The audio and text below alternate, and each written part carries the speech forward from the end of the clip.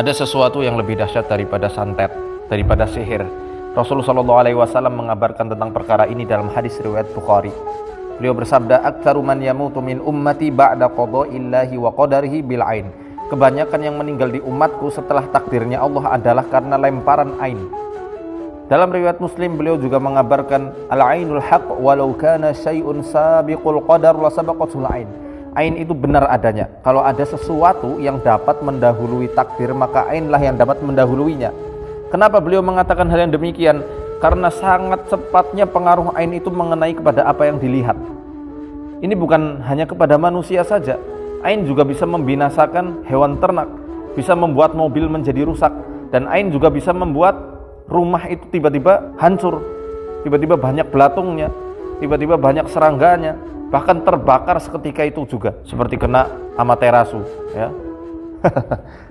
Dan ain ini juga bisa membuat barang-barang elektronik semisal HP, laptop, komputer itu bisa menjadi error, rusak, tidak bisa diperbaiki lagi. Saya katakan bahwasanya ain ini tidak memiliki tahapan-tahapan layaknya sihir. Kalau orang kena sihir, kena santet, itu biasanya ada tahapannya. Kadang-kadang sebelum sakit itu dibuat memakan makanan yang bisa membuat dia itu jatuh sakit. Semisal tiba-tiba dia jadi suka makan duren, ya, padahal dia punya darah tinggi. Misal dia jadi suka marah-marah kepada istrinya, kepada suaminya. Baru nanti ketika tahapan sihir itu betul-betul datang, dia tiba-tiba langsung ambruk, lumpuh, tidak bisa ngapa-ngapain. Ain tidak perlu yang namanya tahapan-tahapan itu. Sekalinya kena langsung ambruk orangnya. Nah, kalau sihir itu juga kadang-kadang butuh yang namanya media-media. Contohnya butuh yang namanya foto, butuh yang namanya kain-kain yang pernah kena bekas keringat calon korbannya. Kadang-kadang butuh rambutnya, butuh kuku dari calon korbannya. Kalau ain nggak butuh itu semuanya.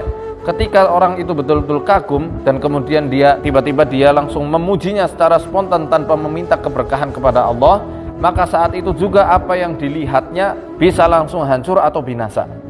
Sihir ini tidaklah dilakukan kecuali oleh orang-orang yang durhaka. Ini sudah pasti dan kita sepakat hal itu. Adapun ain kadang-kadang terlempar dari orang-orang yang soleh, orang-orang yang baik, orang-orang yang memang dia itu dengan tulus, murni, betul-betul kagum kepada apa yang dikaguminya dan tidak berniat agar orang yang dilihatnya itu celaka. Nah, ini bedanya ain. Dalam hadis riwayat Bukhari, ini salah satu contoh ya, salah satu contoh ain itu terlempar dari orang yang soleh. Dalam hadis riwayat Bukhari ada dua orang sahabat. Duanya ya jelas orang sahabat Nabi, orang-orang pilihan. Yang salah satu di antara keduanya itu melemparkan ain kepada sahabat yang lain. Beliau ini adalah Amr bin Rabi'ah dan juga Sahal bin Hunayf radhiyallahu anhuma. Sahal bin Hunayf adalah seorang sahabat yang memiliki kulit yang luar biasa indah. Gak ada bekas-bekas luka. Oleh karenanya saat beliau itu lagi mandi menanggalkan pakaiannya, Amr bin Rabi'ah lihat, wah, aku tidak pernah melihat kulit seindah yang aku lihat pada hari ini. Saking terpukaunya beliau dan nggak kepengen, sebenarnya nggak kepengen sama sekali Sahal bin Hunayf ini kena kecelakaan, kena musibah gitu ya.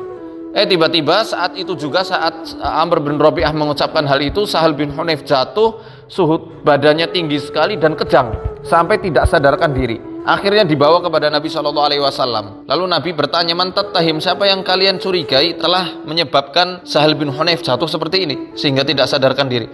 Para sahabat yang lain mengatakan Amr bin Rabi'ah.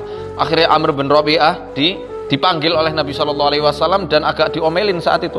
"Kenapa kamu tidak meminta keberkahan kepada Allah untuk saudaramu ini? Sekarang kamu mandi." Akhirnya ketika Amr bin Rabi'ah mandi, air bekas mandinya itu diwadahi sama ember ya kalau zaman sekarang, atau dengan bejana gitu ya. Kemudian airnya itu dimandikan kepada Sahal bin Hunayf.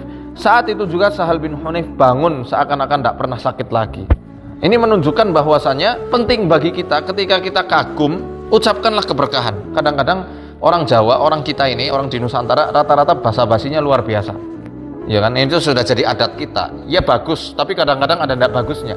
Misalnya anak tetangga dipuji-puji, wah anaknya cakep, prestasinya bagus, bla bla bla bla, dengan pujian-pujian yang lain, sampai lupa dia nggak minta keberkahan sama Allah.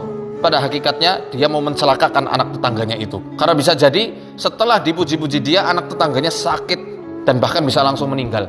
Makanya ya, budaya basa-basi, budaya kita yang saling memuji satu sama lain itu bagus, tapi jangan sampai lupa mohonkan keberkahan pada Allah untuk nikmat yang ada pada saudara kita. Barakallahu fi, kalau misal kita sedang berhadapan-hadapan tuh ya. Kalau orangnya ada jauh di sana misalnya, barakallahu fihi kalau laki-laki, barakallahu fiha kalau itu perempuan. Kalau susah lidahnya untuk mengucapkan bahasa Arab ya, maka boleh kita mengucapkannya dengan bahasa kita masing-masing. Bahasa Jawa, bahasa Sunda, bahasa mana aja lah ya pokoknya ya. Atau pakai bahasa Indonesia ya, semoga Allah berkahi dia, semoga Allah berkahi usahanya, semoga Allah berkahi prestasinya, semoga Allah berkahi mobil barunya, semoga Allah berkahi HP barunya, misal seperti itu. Semoga Allah berkahi rumah barunya dan seterusnya. Sehingga kita menutup celah-celah terlemparnya ain kepada nikmat yang ada pada saudara kita. Kalau kita harus kagum terhadap nikmat Allah yang ada pada diri kita, ucapkan Masya Allah. Kesimpulannya, ucapan Masya Allah itu untuk diri kita sendiri. Adapun barakallahu fiik atau semoga Allah berkahi kamu, itu ketika kita kagum dan memuji saudara atau saudari kita. Dengan hal itu insya Allah kita terhindar dari mencelakakan saudara atau saudari kita. Walaupun kita tidak niat, tapi hati-hati. Kan kasihan kalau tiba-tiba saudara-saudari kita hilang nikmatnya gara-gara pujian-pujian kita tanpa yang tidak disertai dengan permohonan keberkahan pada Allah Ta'ala. Ya kalau mungkin tiba-tiba barang elektroniknya rusak, mobilnya langsung rusak lah, kalau nyawanya langsung hilang gara-gara pujian kita, gara-gara ain yang terlempar secara tidak sengaja dari kita, kan kasihan. Jadi sekali lagi, ucapkanlah doa-doa keberkahan di setiap nikmat-nikmat yang ada pada saudara kita.